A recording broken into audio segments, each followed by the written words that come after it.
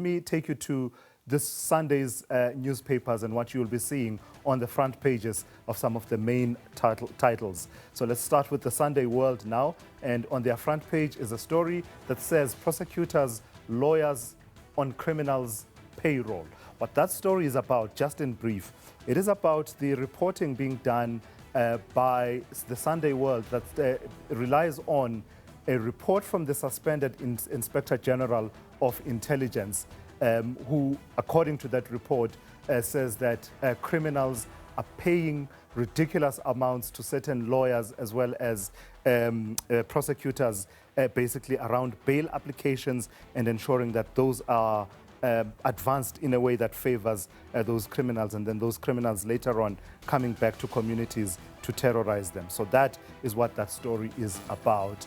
And I think also on the front page is a story about the application by Minister Gwede Mantashe, yes it is, by Minister Gwede Mantashe for an appeal against the dismissal of his review of the State Capture Commission of Inquiry's report. So the former chairperson of that commission, Raymond Zondo, has filed further papers in that attempt to get a right to appeal by Minister Mantashe, in which Justice Raymond Zondo, retired, opposes the relief being sought by Minister Mantashe, basically leave to appeal against the dismissal of his review. Remember, the Zondo Commission made some damning findings against Minister Mantashe.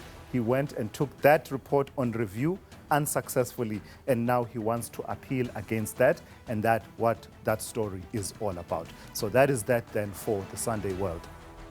All right, let's take a look at the Sunday Tribune out of KwaZulu-Natal, and there you will see on the front page, marked for death, the high cost of speaking out. It's an all too familiar, tragic story that talks to being a whistleblower.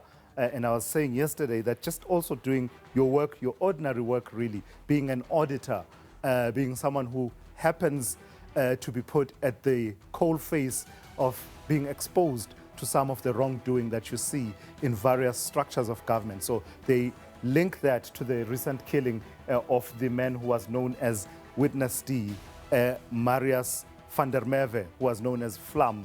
And they then go back and include other whistleblowers that have been killed in recent years. So that's what that story is about. They also quote there President Ramaphosa and what he's saying, that talking about government redoubling efforts to protect whistleblowers. How often have we heard that? What does that look like in practice? What has it looked like until this point, and what will be different this time around? Are some of the questions, at least to my mind. Also, you will see on the front page of the Sunday Tribune a picture there in white, of a figure in white. That is a statue there. You can't tell which one it is, but basically Mandela Tambo giant statues await unveiling. These are statues that are due to be unveiled in Durban, I think around the stadium precinct and the beachfront. There's been a bit of a political debate about the propriety of spending money on statues while the municipality faces all of those problems. But the city is adamant that that is still going to go ahead, because in their argument, too many statues in the city celebrate colonial and apartheid era figures and not enough celebrate struggle icons. So there you have it. That's what that looks like on the Sunday Tribune. Let me take you to the Sunday Times, and what you'll be seeing on their front page is they are coming for me. The Sunday Times, having spoken to the family of Marius van der Merwe, who was known at the Madlanga Commission as Witness D, and basically gleaning a bit more detail about how he knew that he was a marked man, and perhaps his days were numbered, in that we get the detail from the reporting of the Sunday Times that he had survived 2 other assassination attempts, one being about 2 weeks ago, and therefore he knew about the dangers. And in fact, from that reporting, the Sunday Times reporting that the family says whenever they would urge him to beef up his security, he would say, no amount of security can save me.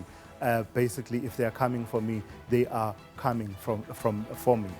Also to the right of the front page of the Sunday Times, a story about the massacre in Salisbury, escape from shooting hell by hiding under bed.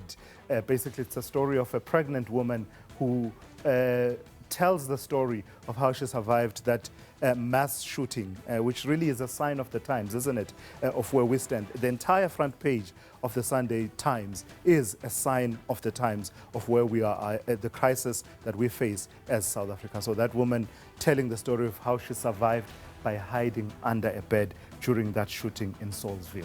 So those are the front pages of the Sunday newspapers. You can get more detail when you do go get your copy.